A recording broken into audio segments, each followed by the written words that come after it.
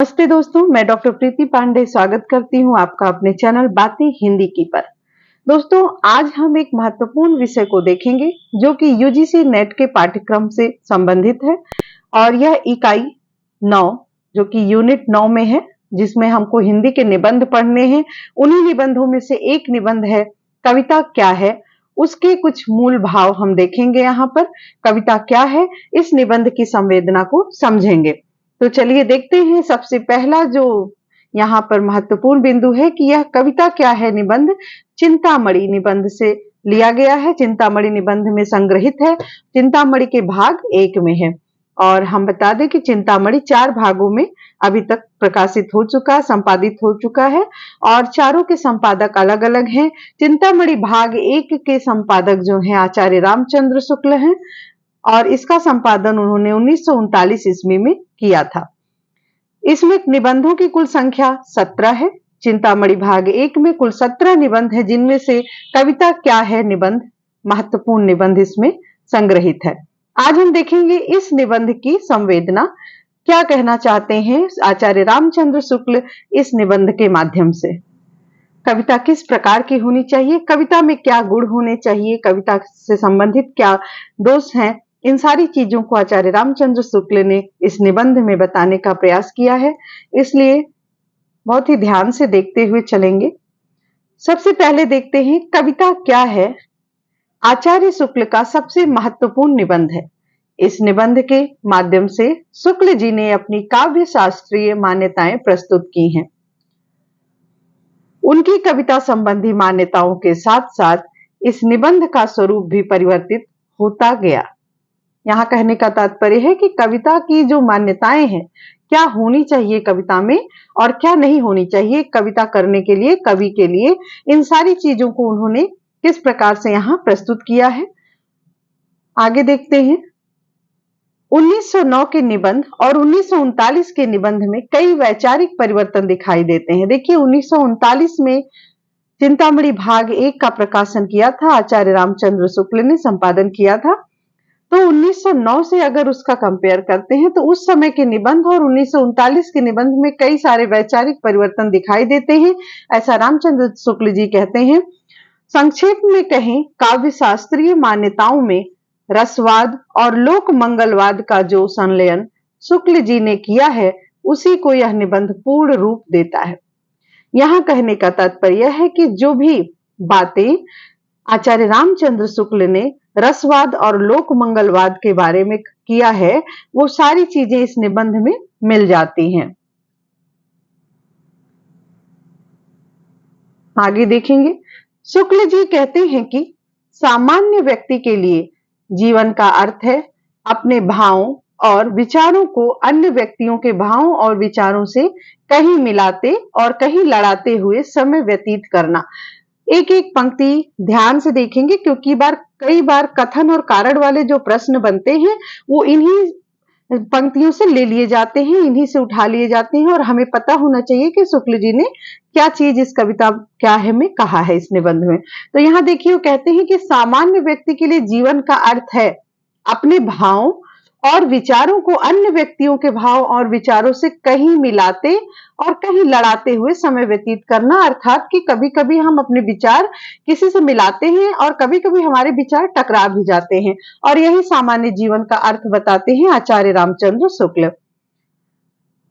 आगे वे कहते हैं कि इस स्थिति में, इस संपूर्ण स्थिति में वह अपने आप को एक पृथक सत्ता के रूप में महसूस करता है।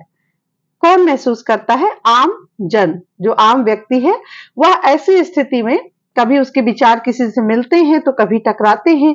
ऐसी स्थिति में वो अपने आप को एक पृथक सत्ता के रूप में महसूस करता है और जब तक ऐसी स्थिति रहती है उसका हृदय बंधा रहता है और ये प्रक्रिया चलती रहती है।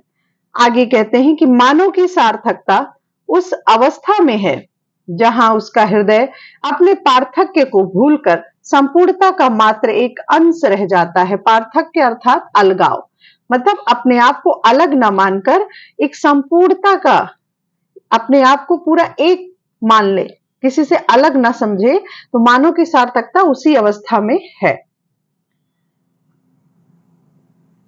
आगे देखेंगे। यही स्थिति रस दशा कहलाती है। रस दशा कहलाती है। जिस प्रकार आत्मा की मुक्ति की अवस्था ज्ञान दशा कहलाती है, उसी प्रकार शुक्ल जी की दृष्टि में हृदय की मुक्तावस्था को रस दशा कहा गया है। यह एक महत्वपूर्ण कथन भी बनता है। जिस प्रकार आत्मा की मुक्तावस्था ज्ञान दशा कहलाती है, उसी प्रकार हृदय की मुक्तावस्था क्या कहलाती है? तो हमें ध्यान रखना है कि रस दशा कहलाती है। आचार्य रामचंद्र शुक्ल का यह कथन भी है।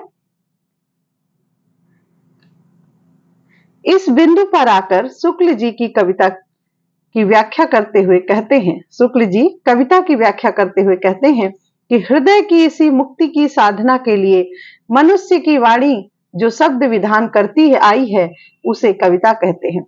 तो यहाँ पर शुक्ल जी कविता को क्या कहते हैं? हृदय की मुक्तावस्था। पीछे जो हमने देखा कि हृदय की मुक्तावस्था को रस दशा कहते हैं, और हृदय की इसी मुक्तावस्था यानी इसी मुक्ति की साधना के लिए मनुष्य की जो वाणी जो शब्द विधान करती है, अर्थात जो कविता बोल देती है, जो उसके शब्द निकलते हैं, वही क्या होते हैं? वही कविता बन जाते हैं। उसे ही कविता कहते हैं। आचार्य रामचंद्र शुक्ल कविता किसे मानते हैं? हृदय की मुक्ति साधना के लिए मनुष्य की वाणी जो शब्द विधान करती आई है, उसे कविता मानते हैं आचार्य रामचंद्र शुक्ल।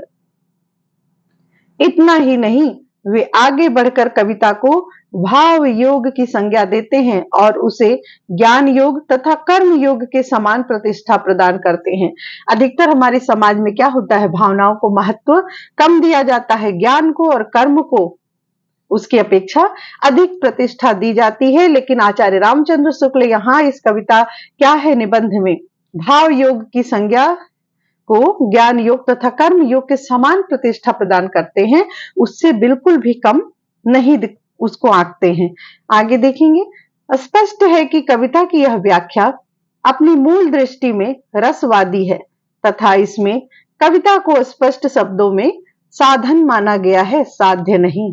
तो यहाँ हम जानेंगे कि साधन किसे कहते हैं और साध्य किसे कहते हैं।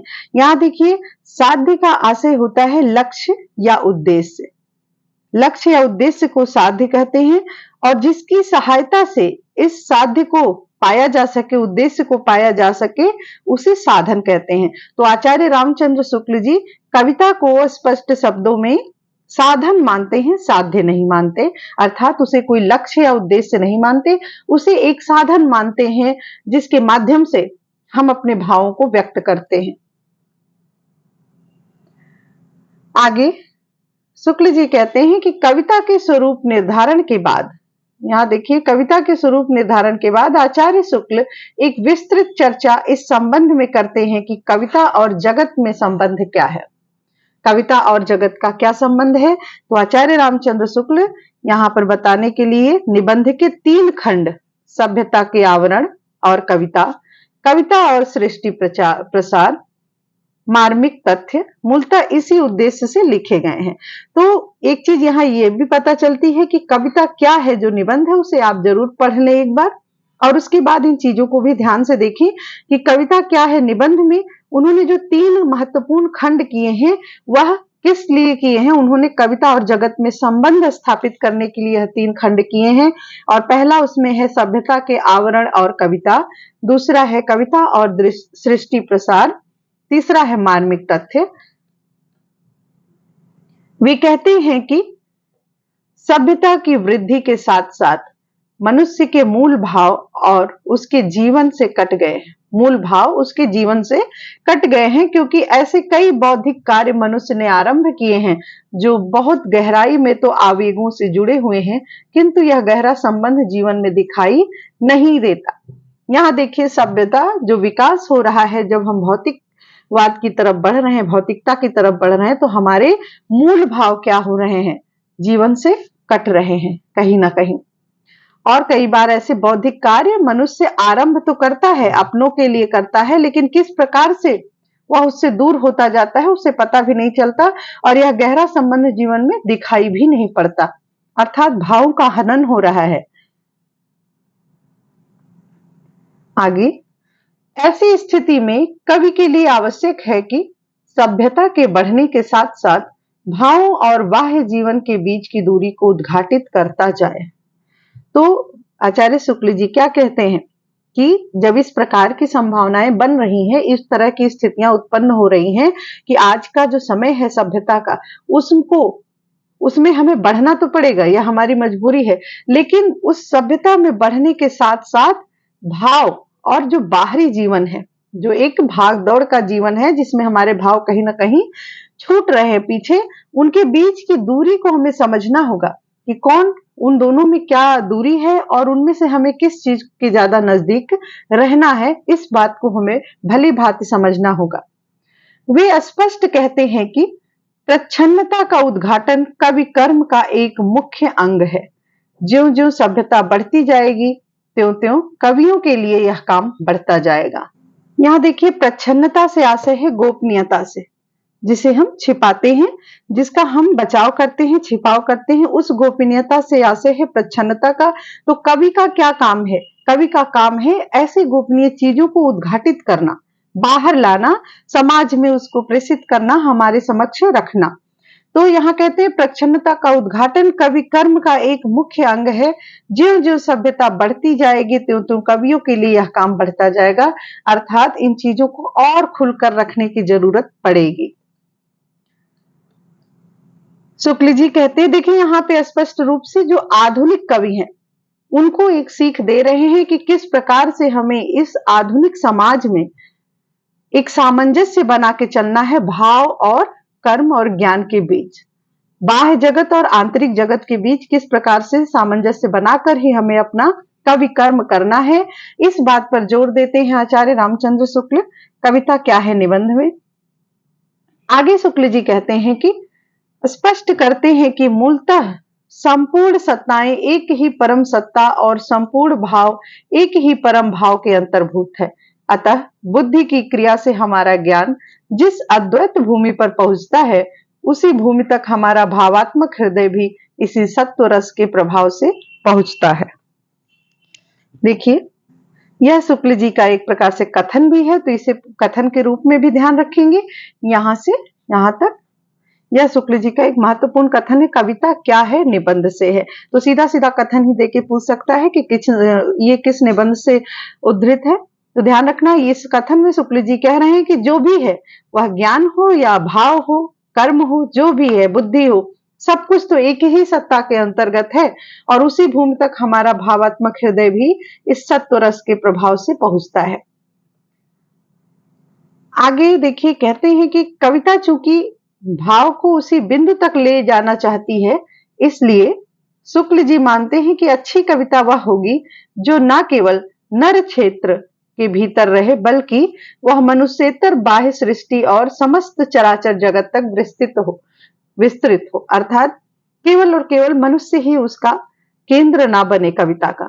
क्योंकि अक्सर देखा जाता है कि व्यक्ति अपनी ही दुख पीड़ा का वर्णन कविता में करता रहता है, तो ऐसा ना करके पशु पक्षी, प्रकृति और भी जो सामाजिक समस्याएं हैं, वो जो मनुष्य से परे हैं, उन पर भी कविता किया जाए और कविता केवल नर क्षेत्र के भीतर ना रहे, मनुष्यतर या अर्थात मनुष्य से इतर, मनुष्य से अलग भी जो बाहरी हमारी सृष्टि है, जो आवरण है, उस पर भी कविता की जाए। देखिए, यहां हम नहीं समझ पाएंगे कि प्रश्न कैसे बन रहे हैं, लेकिन एक एक लाइन अगर ध्यान से देखेंगे तो कहीं से भी वह प्रश्न बना सकते हैं। आचार्य रामचंद्र शुक्ल ने कविता क्या है माध्यम, जो कविता क्या है निबंध है, उसमें किस प्रकार के काव्य पर जोर दिया है, तो उसमें ऑप्शन दे सकता है मनुष्येतर बाह्य सृष्टि, मनुष्य से संबंधित, इस तरह से घुमा के वह प्रश्न कर सकते हैं। आगे है, आचार्य रामचंद्र शुक्ल स्पष्ट करते हैं कि विश्व की अधिकांश कविताएं नर क्षेत्र के भीतर ही रहती हैं। संस्कृत के प्राचीन प्रबंध काव्यों में बाह्य प्रकृति का आलंबन रूप दिखाई देता है और मेघदूत इस प्रवृत्ति का सर्वोत्कृष्ट काव्य है। लेकिन सच्चा कवि वही है जो प्रकृति के साधारण असाधारण सभी रूपों में रमता हो।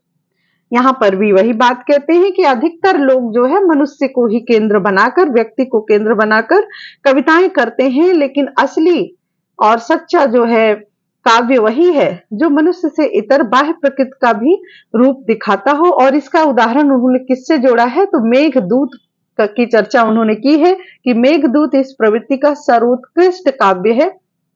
और यहाँ पर सच्चा कवि उन्होंने किसे कहा है? सच्चा कवि वही है जो प्रकृति के साधारण असाधारण सभी रूपों में रमता हो। आगे ऐसे कवियों में वाल्मीकि, कालिदास और भवभूति जैसे कवि प्रमुख हैं। इन कवियों का भी जिक्र किया है आचार्य रामचंद्र शुक्ल ने, क्योंकि इन्होंने नर और मनुष्यतर बाह्य जगत की भी चर्चा अपने रचनाओं में की है। कविता और जगत के संबंध की चर्चा का अंतिम बिंदु शुक्ल जी ने मार्मिक तथ्य के अंतर्गत उठाया है। इसमें एक हेडिंग रखा है मार्मिक तथ्य, और इस मार्मिक तथ्य में शुक्ल जी ने कविता और जगत के संबंध की चर्चा की अंतिम बिंदु को रखा है। वे स्पष्ट करते हैं कि रस की उपलब्धि का मूल आधार ज्ञानात्मक तथ्य है। ऐसी स्थिति में तथ्यों से बचना न संभव है न वांछनीय है। कवि को असाधारण तथ्यों को खोजने के स्थान पर संपूर्ण चराचर प्रकृति के ऐसे मार्मिक तथ्यों की प्रस्तुति करनी चाहिए जो पाठक या श्रोता को भावानुभूति करा सके।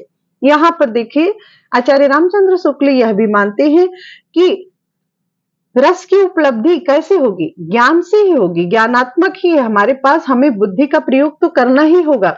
ऐसी स्थिति में हमें पूरी तरह से ज्ञान से, बुद्धि से बच नहीं सकते हैं और ऐसा होना भी नहीं चाहिए। इसलिए कवि को असाधारण तथ्यों को खोजने के स्थान पर, मतलब कुछ इस प्रकार का नहीं खोजना है कि जो बिल्कुल असाधारण हो, जो हमारे बीच का ही ना हो, जिससे हम परिचित ही ना हो, ऐसी चीजों को खोजने के स्थान पर बल्कि संपूर्ण चराचर प्रकृति जो हमारे चारों ओर है, जो हमें दिखाई पड़ते हैं, जो हमें कहीं ना कहीं प्रभावित करते हैं, ऐसी चीजों, ऐसे मार्मिक तथ्यों की प्रस्तुति करनी चाहिए जो पाठक या श्रोता को भावानुभूति करा सके। अर्थात हम उन्हीं चीजों को आत्मसात करते हैं जिनको हम जानते हैं, जो हम पर प्रभाव डालते हैं, और कुछ ऐसी भी बातें हैं जिनसे हम कहीं ना कहीं बहुत दूर हैं। अगर उन सारी चीजों पर ज्यादा जोर दिया जा रहा, उन पर कविताएं की जा रही, तो हमारे किसी काम की नहीं होंगी। इसलिए यहाँ शुक्ल जी कहते हैं कि ज्ञान का आधार लेकर भावानुभूति भी कराना है और श्रोता और पाठक को ऐसे तथ्यों से जोड़ना है जो हमारे संपूर्ण चराचर प्रकृति के कुछ मार्मिक तथ्य हों। आगे देखेंगे कविता और जगत के संबंधों के बाद निबंध का अगला हिस्सा काव्य के कुछ तत्वों जैसे भावना, कल्पना, भाषा, अलंकार, उक्ति वैचित्र तथा सौंदर्य आदि का विश्लेषण है।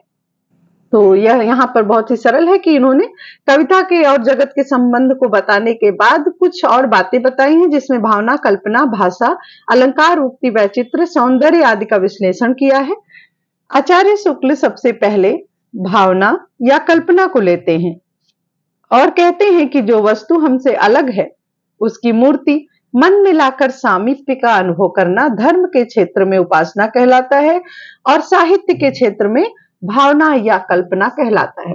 यहाँ देखिए उनका कहने का अभिप्राय है कि यदि हम किसी अपने गुरु या फिर ईश्वर को अपने मन में एक मूर्ति बनाकर उनका ध्यान करते हैं तो एक प्रकार से वह उपासना हो जाएगी, और अपनी कविता करने के लिए एक बिंब उद्धृत करते हैं, बिंब बनाते हैं, एक चित्र साकार करते हैं अपने मन में, तो वह क्या होगा, वहां पर यह साहित्य के क्षेत्र में भावना या कल्पना कहलाएगा।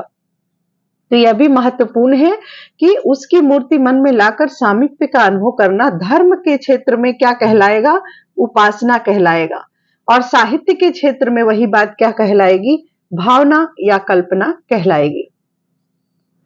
कल्पना दो प्रकार की होती है, विधायक और ग्राहक। एक जो हमारे अंदर है और एक जो हम कहीं से सीखते हैं और ग्राह्य करते हैं। विधायक कल्पना कवि के लिए आवश्यक है ताकि वह रचना कर सके, जबकि ग्राहक कल्पना सहृदय के लिए आवश्यक है ताकि वह कविता के मर्म तक पहुंच सके। अर्थात जब कवि के अंदर कल्पना की शुरुआत होती है तो वह अच्छी अच्छी कविताएं करता है, और कविता सुनने वाला जो पाठक है, जो सहृदय है, उसके लिए वह क्या करता है, ग्रहण करता है उन कल्पनाओं को, और वहां तक कविता के मर्म तक पहुंचता है। जिस उद्देश्य से कवि ने कविता को लिखा है, उस उद्देश्य तक पहुंचने के लिए सहृदय के अंदर कौन सी कल्पना होनी चाहिए? तो ग्राहक कल्पना होनी चाहिए। और कविता करने वाले कवि के अंदर कौन सी कल्पना होनी चाहिए? तो उसके अंदर विधायक कल्पना होनी चाहिए। कविता की भाषा के संबंध में शुक्ल जी का गहन और सारगर्भित विश्लेषण इस निबंध में आया है। भाषा की पहली योग्यता है कि कविता में कही गई बात चित्र रूप में भावक के मन में आनी चाहिए, अर्थात एक बिंब बन जाना चाहिए। अगर कोई कविता आती है तो वह कविता पढ़ते ही हमें ऐसा लगे कि हम उन सारी चीजों को देख रहे हैं, महसूस कर रहे हैं, और यह पहली योग्यता है भाषा की। भाषा हमें ऐसा प्रयोग करना है, कवि को ऐसी भाषा का प्रयोग करना है जो कि भावक के मन में एक बिंब बना दे, एक चित्र बना दे। इसी बात को ये निबंध के आरंभ में व्यक्त करते हुए कहते हैं आचार्य रामचंद्र शुक्ल। इसी बात को शुरुआत में कहते हैं कि काव्य में अर्थ ग्रहण मात्र से काम नहीं चलता, बिंब ग्रहण अपेक्षित है। देखिए, महत्वपूर्ण बात है और कथन भी है, दोनों तरीके से यह इंपॉर्टेंट है कि काव्य का मतलब यह नहीं कि बस हम उसके शब्दों के अर्थ को समझ लें, हमें उनके भावों को भी समझना है और बिंब जो चित्र बन जाना है हमारे मानस पटल पे, उस चित्र को बन जाना है, तभी कवि की सार्थकता होगी वह कविता करने में। और इसमें कवि को ऐसी शब्दों का ध्यान देना होगा, ऐसी भाषा का ध्यान देना होगा कि जो पाठक है उसके सामने बिंब ग्रहण बन जाए, बिंब स्थापित हो जाए। यहाँ उदाहरण के लिए उन्होंने तुलसी का एक उदाहरण देते हुए कहा है कि मन उमंगे अंग अंग छवि छलके। या देखिए, एक तुलसीदास जी की पंक्ति है, तो यहाँ पर वो देते हैं कि इस प्रकार से कविता होनी चाहिए कि हमारे मन में वो सारी चीजें दिखाई पड़ने लगे। भाषा की दूसरी विशेषता यह है कि जहां शास्त्रीय मीमांसक या तत्व निरूपक जाति संकेतों वाले शब्दों तथा पारिभाषिक शब्दों का प्रयोग करता है, वहीं कवि मर्मस्पर्शी विशेष व्यापार सूचक शब्दों का प्रयोग करता है। शास्त्रीय मीमांसक जो शास्त्रों की मीमांसा करता है या फिर तत्वों का निरूपण करता है, ऐसे वो लोग क्या करते हैं? जाति संकेतों वाले शब्दों तथा पारिभाषिक शब्दों का प्रयोग करते हैं। लेकिन कवि मर्म स्पर्शी अर्थात हृदय को स्पर्श करने वाले विशेष व्यापार सूचक शब्दों का प्रयोग करते हैं। यह दोनों में अंतर भी दिखाया गया है यहाँ पे, शास्त्रीय मीमांसक और कवि के बीच में। भाषा की एक विशेषता वर्ण विन्यास से पैदा होने वाला नाद सौंदर्य है, जिससे न कविता की उम्र बढ़ती है बल्कि संगीतात्मकता के कारण भावक उसे गुनगुनाने में भी सहजता महसूस करता है। अर्थात एक लय भी होना चाहिए ताकि हम उसे गुनगुना भी सके अपने ढंग से। तो ऐसे में क्या होता, कविता काफी लंबे चलती है, कविता काफी दिनों तक चलती है, अर्थात उसे जाना जाता है। चलने का अभिप्राय यहाँ होगा कि कविता आगे बढ़ती जाती है, कई पीढ़ियों में चलती जाती है। यदि उसमें संगीतात्मकता होती है तो उसे भावक गुनगुना भी सकता है, और ऐसे में वह क्या होता है? सहज महसूस करता है। हम लोगों ने भी देखा होगा, जब हम कोई कविता पढ़ते हैं तो हम कोशिश करते हैं कि थोड़ा लय में पढ़े, और लय में पढ़ने के लिए उसे वैसे ही लिखा भी होना चाहिए कि वह लय में पढ़ा जा सके। भाषा की चौथी और अंतिम विशेषता यह है कि कृत्रिमता से बचने के लिए अर्थात बनावटीपन से बचने के लिए व्यक्ति के नाम के स्थान पर उसके रूप, गुण या कार्य बोधक शब्द का प्रयोग किया जाए। जैसे रक्षा के लिए हुए कृष्ण को गिरधर कहना और प्रेम प्रसंग में याद करते हुए मुरलीधर कहना संस्कृत से चली आ रही यह विशेषता शुक्ल जी की दृष्टि में कविता की भाव की गुणवत्ता को बढ़ाती है।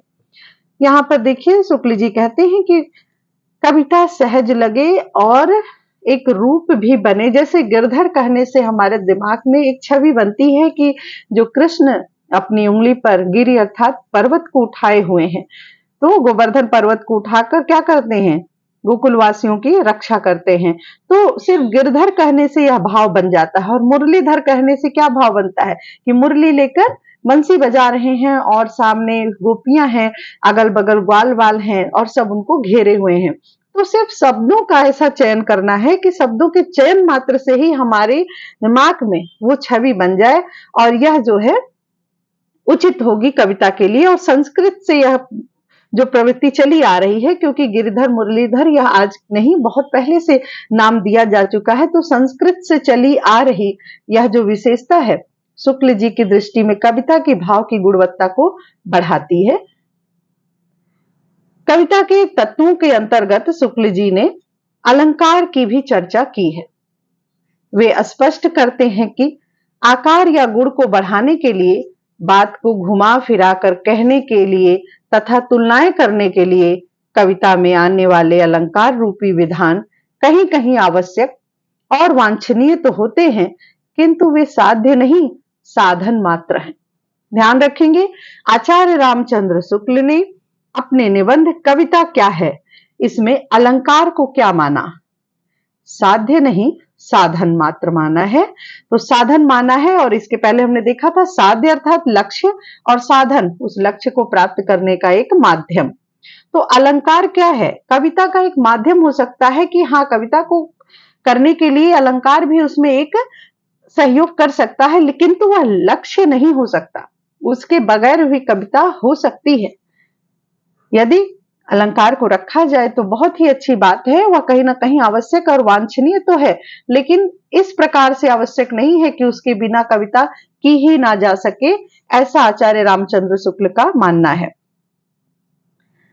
संस्कृत काव्य शास्त्र में भामह और उद्भट जैसे आचार्यों की आलोचना वे इसलिए करते हैं कि इन्होंने अलंकार को प्रधान अंग बना दिया। तो यह भी देखिए प्रश्न बन सकता है कि किसका, संस्कृत काव्य शास्त्र में उन्होंने किसकी आलोचना की है? भामह और उद्भट की। क्यों की है? क्योंकि उन्होंने अलंकार को प्रधान अंग बना दिया था।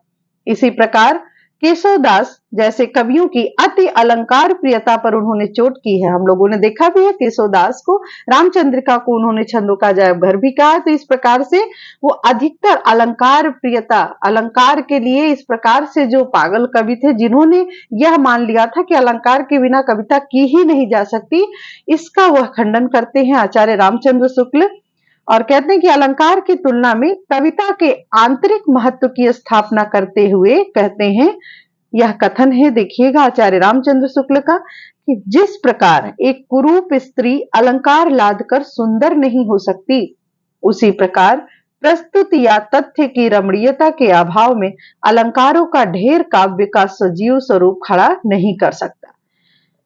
तो सीधा सीधा अर्थ है कि कोई भी कुरूप स्त्री है, उसे कितने भी आभूषणों से लाद दिया जाए वो सुंदर नहीं लगेगी। उसी प्रकार यदि आपकी कविता में भाव नहीं है, कविता में शब्दों का उचित प्रयोग नहीं है, कविता इस प्रकार की नहीं है कि पाठक के आसपास के वातावरण से संबंधित हो, तो आप उसमें कितने भी अलंकार डाल दीजिए, वह कविता कभी भी सजीव रूप में खड़ा नहीं हो सकता, अर्थात भावक के, पाठक के मन पर कोई भी चित्र नहीं बना सकता।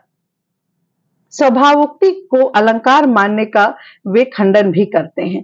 तो यहां पर देखिए अलंकार का पूरी तरह से आचार्य रामचंद्र शुक्ल ने खंडन किया है। हालांकि उन्होंने यह भी कहा है कि आवश्यक है, लेकिन इस प्रकार की आवश्यकता नहीं है कि उसके बगैर कविता हो ना सके।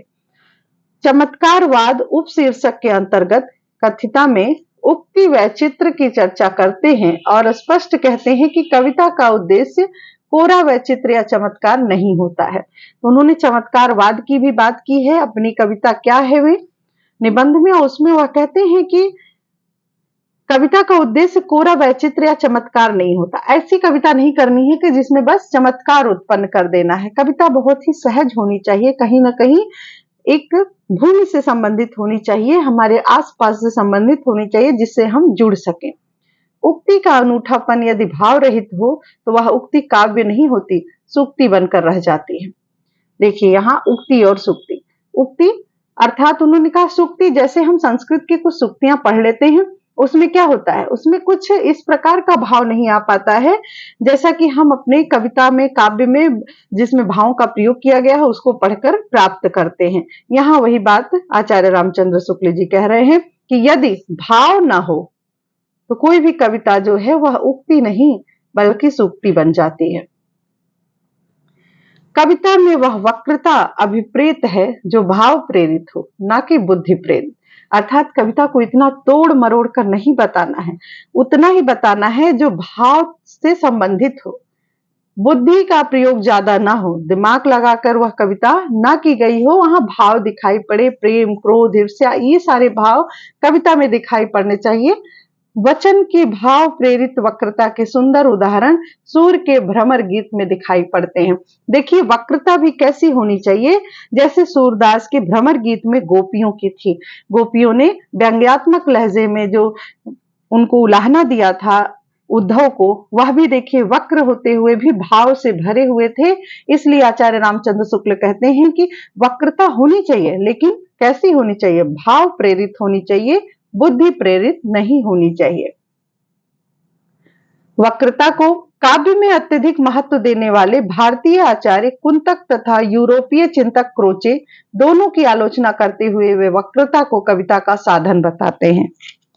यहां देखिए किसकी किसकी आलोचना करते हैं, तो कुंतक जो कि भारतीय काव्य शास्त्र से संबंधित है और पाश्चात्य काव्य शास्त्र से संबंधित जो चिंतक है क्रोचे, इन दोनों ने वक्रता को बहुत अधिक महत्व दिया है और इन दोनों की आलोचना करते हुए बताते हैं कि वक्रता कविता का साधन है, अर्थात माध्यम है, लक्ष्य नहीं हो सकता।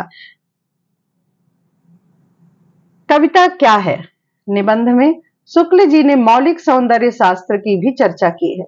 वे मूलतः सौंदर्य को आंतरिक वस्तु मानते हैं और कहते हैं कि सौंदर्य बाहर की कोई वस्तु नहीं है, मन के भीतर की वस्तु है। इसके बावजूद वे स्पष्ट करते हैं कि सौंदर्य की आत्मनिष्ठ और वस्तुनिष्ठ धारणा में वैसे ही कोई अंतर नहीं जैसे वीर कर्म और वीरत्व में है। तो यहां शब्द उन्होंने दिया कि अगर हम वीर कर्म और वीरत्व दोनों एक जैसी चीजें हैं, उसी प्रकार से कि अंदर की चीज और बाहर की चीज दोनों में कोई अंतर नहीं है। उनकी दृष्टि में कविता की समीक्षा में भला बुरा, शुभ अशुभ, मंगल अमंगल जैसे शब्द नहीं आने चाहिए। काव्य के क्षेत्र में दो ही शब्द हैं, सुंदर और असुंदर। या तो सुंदर है या तो असुंदर है, इसके अलावा कुछ नहीं आना चाहिए। कविता का अंतिम विषय कविता और मानवीय जीवन के संबंधों का स्पष्टीकरण है। इसकी चर्चा वे मनोरंजन, काव्य और व्यवहार, मनुष्य की उच्च भूमि, कविता पर अत्याचार तथा कविता की आवश्यकता उपखंडों में करते हैं। इन सारे उपखंडों में बांटा है उन्होंने और इसमें वे क्या कहते हैं, इसमें कविता का जो अंतिम विषय है कविता और मार्मिक जीवन के संबंधों का स्पष्टीकरण वो इन्हीं उपखंडों में देते हैं, जिसमें मनोरंजन आता है, काव्य और व्यवहार है, मनुष्य की उच्च भूमि है, कविता पर अत्याचार है, कविता की आवश्यकता है इत्यादि। निष्कर्षतः आचार्य शुक्ल ने कविता क्या है निबंध के माध्यम से हिंदी को एक ऐसा आधुनिक काव्य शास्त्र सौंपा है जो रसानुभूति के साथ लोक मंगल का गहरा और अनिवार्य संबंध जोड़ता है। लोक मंगल के नाम पर सौंदर्य को शत्रु मान लेना और सौंदर्य की खोज में समाज से कट जाना, ये दोनों अतिवाद इस निबंध में लचीले होकर घुल गए हैं। यहाँ देखिए आचार्य रामचंद्र शुक्ल ने कविता क्या है निबंध के माध्यम से क्या किया है, एक काव्य लिखने का एक अलग ही अनूठा प्रयोग बताया है और उन्होंने किस प्रकार से कहा कि यह भी सही नहीं है कि लोक मंगल को देखते हुए कि जो लोक के लिए अच्छा हो इसके नाम पर सौंदर्य को बिल्कुल हटा दिया जाए। सौंदर्य की भी जरूरत है, उसे भी लेकर चलना है, समाज से कटना नहीं है। सौंदर्य की खोज में समाज से कट जाना यह भी नहीं होना चाहिए। तो अतिवाद नहीं होना चाहिए, लचीलापन होना चाहिए, अर्थात सभी को मिला जुलाकर बुद्धि, मन, भाव सभी को लेकर चलना चाहिए। यह निबंध उस परंपरा का प्रस्थान बिंदु भी है जिसमें बाद के रचनाकार निबंधों के माध्यम से अपनी साहित्यिक मान्यताएं स्पष्ट करने लगे। निराला का मेरे गीत और कला, मुक्तिबोध की एक साहित्यिक की डायरी आदि रचनाएं इसी परंपरा की हैं। अर्थात कविता क्या है निबंध के बाद इस तरह की परंपरा चल पड़ी और लोगों ने भी अपनी बातों को अपने निबंधों के माध्यम से कविता को कहा। और उसका दो उदाहरण यहाँ पर है, एक निराला का मेरे गीत और कला और दूसरा मुक्तिबोध का एक साहित्यिक की डायरी। कुल मिलाकर जटिलतम कथ्य को विचारों की गूढ़ गुम्फित परंपरा के में सटीक तरीके से अभिव्यक्त करने के कारण यह निबंध शुक्ल जी के निबंधों की सिद्धावस्था का निबंध है। तो आज हमने देखा कविता क्या है, इस निबंध का जो है महत्वपूर्ण बिंदु देखे हमने और उम्मीद करते हैं यदि आप यूजीसी नेट की परीक्षा की तैयारी कर रहे हैं तो यह आपके लिए बहुत ही उपयोगी होगा। और जितनी भी बातें हमने की हैं आप एक दो बार जरूर इनको पढ़ें और ये सारी चीजें एक एक प्रश्न के रूप में आपको कहीं ना कहीं मिल सकते हैं। तो आज के लिए इतना ही। धन्यवाद।